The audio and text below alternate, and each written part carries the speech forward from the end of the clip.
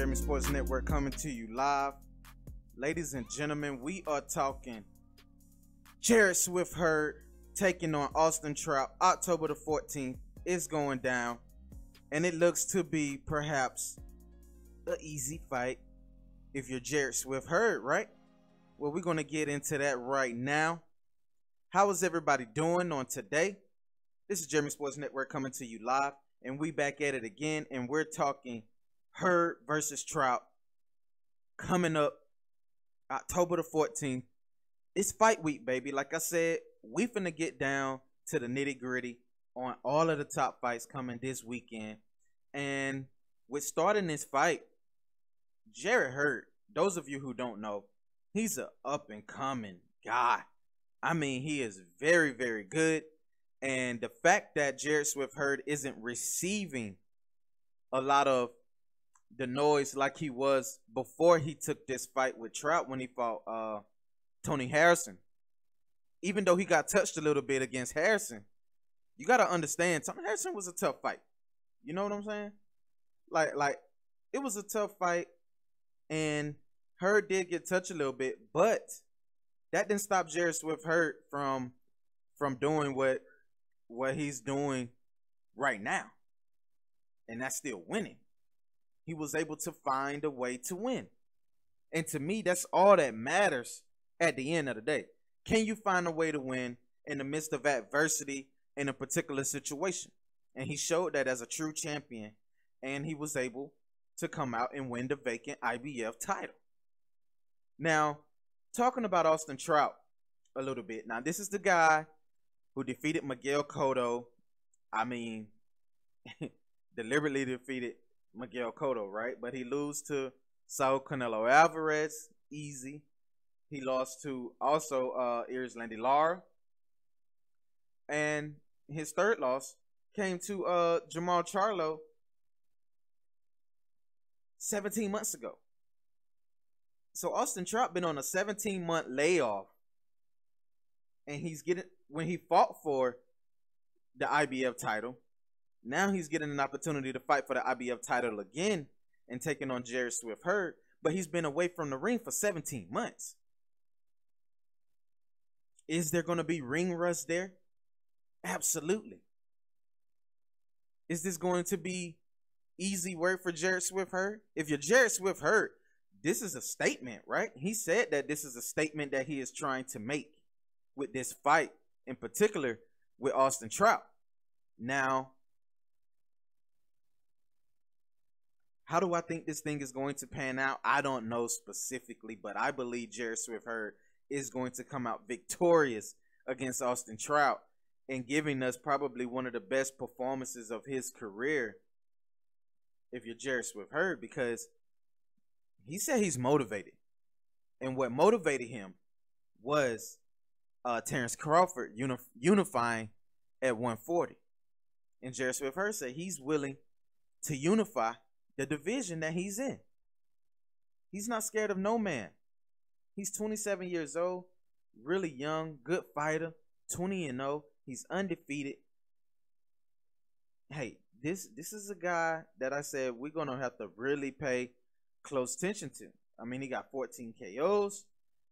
And we're going to get into the tail of the tape, but we're going to talk about some of the opponents that Jarrett Swift Hurd has faced that has put him in position to have this fight. Like I said, he fought Tony Harrison, and Tony Harrison, those of you who don't know who Tony Harrison is, he's 24-1. Well, he's 24-1 now, but he was 24-0. He was undefeated, and they both was going against each other for the IBF world title in Birmingham. Now, beforehand, Jarrett Swift Hurd faced Dan Ion, a guy who was 35-3. He won that fight by TKO. He won his last 6 fights by TKO, leading him up to this fight with Austin Trout. So the guy is on a 6-fight knockout knockout streak. 6 fights straight. And he's looking for number 7 against Austin Trout. Now, do I believe that's going to happen? Absolutely. I'm calling for a knockout for Jarrett Swift Hurd in this fight because, I mean, I think Jarrett Swift Hurd right now is just a little bit better than what Austin Trout is. I believe Austin Trout reached his peak once he fought uh, Miguel Cotto. After that, I didn't see nothing else from Austin Trout that made me say, wow, like he still got it. He's still that guy. I mean, you lost to Irdis Larry Lara. You really lost and got mollywopped by Saul Canelo Alvarez. And then we saw what happened in the Jermell Charlo fight. So him being away from the ring for 17 months, and then now we get this. Hey, I believe Jarrett Hurd is going to continue what it is that he's been doing. But let's get to the tail of the tape of these fighters. And when we get to the tail of the tape and we talk about this fight in particular, Austin Trout, 31 years old. Jarrett Hurd, he's 27. He just turned 27, but he's 20-0 with 14 KOs. And he's the taller guy. He's 6'1". Austin Trout is 5'9".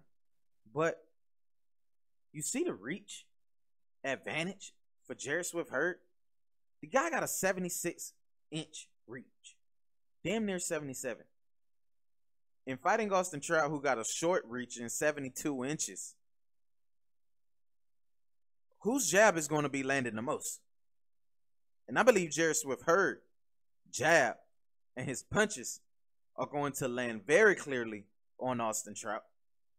His 2 to 3 punch combinations will land very clearly on Austin Trout. Like I said, he's going to touch Trout up. And if not, Trout may be touching the canvas real early in this fight. Because Jarrett Hurd, he's really good. We saw him download data in a Tony Harrison fight. And to me, I think that's really good for a fighter. Even though you're getting touched a little bit, but you're still downloading that data to where you figure out how to touch him, how to catch him. And he did just that in Tony Harrison fight. But if you're Austin Trout, can you get back to the old Austin Trout to where you fought Miguel Cotto? That Austin Trout. To where you seem dominant in the division. But I think those days are behind him. And with Austin Trout being inactive, it's going to hurt him. But I see Jarrett Hurd dominating this fight clearly. And it's going to be one for the ages for Jarrett Hurd. This whole night in particular is going to be one for the ages because we have the best 154-pounders going at it, and it's all title fights. All title fights. Like, it doesn't get better than that. Because this division right here, when we talk about 154, we talk about 160, we talk about 147, and then now in the heavyweight division, the divisions are getting stronger, right? They're getting more depth than what we was accustomed to having in the heavyweight division at 160. You know, we didn't have that depth that we have now.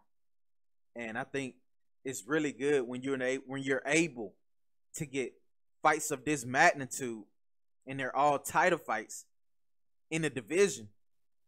It pans out to see who will be facing who next. And that's what I'm looking forward to as far as this fight night is concerned.